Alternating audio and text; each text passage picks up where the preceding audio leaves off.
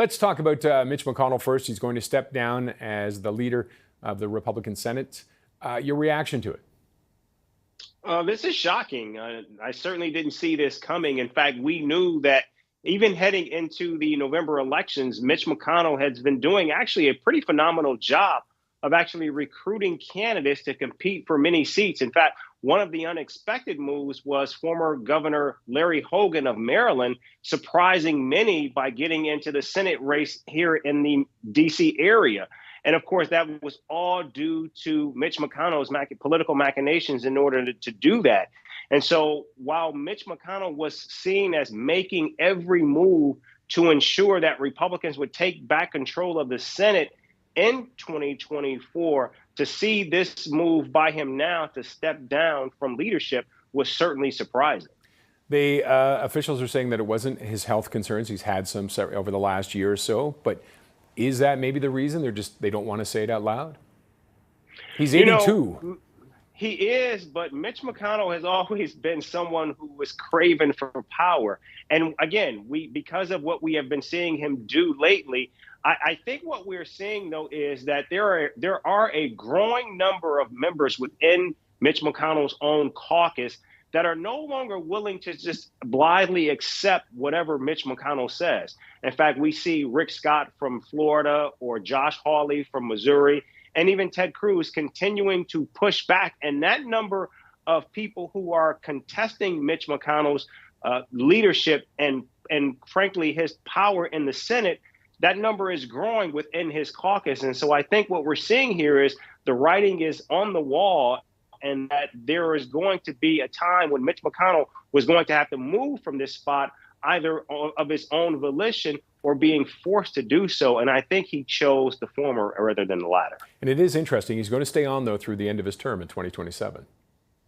Yeah, and that will allow him, I think, to continue to work within the caucus. We do know that he certainly wants to see the caucus remain or at least take control. In fact, during his speech today, when he announced that he was stepping down, he continued to go back to that, saying that he wants to see the Republicans take control of the Senate this year. And I think he's going to continue to work to do that. And if they do, he wants to be there to help steer the caucus as an outsider and perhaps as a senior advisor and counselor while they continue to take on a new government and also new objectives under a new leadership and in a new Congress.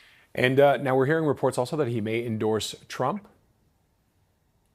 Yeah, we know that there has been a growing back or enmity between these two men. And now to hear that he would actually endorse Trump, that is actually quite surprising. But recognizing once again that the races that they're going to compete in, where you have a number of Democrats defending, those are in Trump-controlled states where Trump did very well.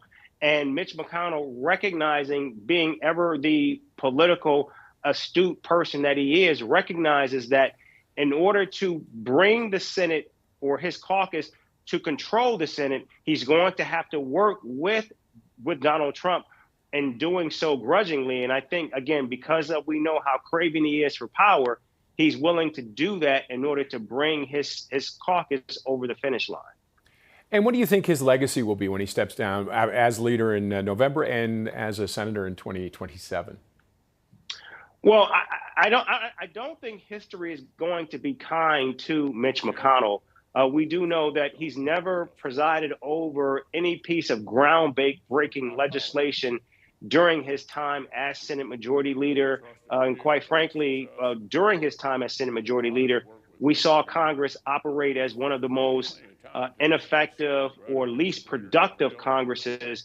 And also, I think now, given the fact that his longevity, we're just not going to see him revered perhaps in the same way that someone like a Harry Reid or even a Nancy Pelosi, who, of course, we know was there moving groundbreaking legislation such as healthcare, Obamacare, and, of course, where we have seen like Chuck Schumer navigating a Black woman to the Supreme Court and getting her through that process through a polarized Senate. We never saw Mitch McConnell actually take a profile or take a major step in courage in doing things like that.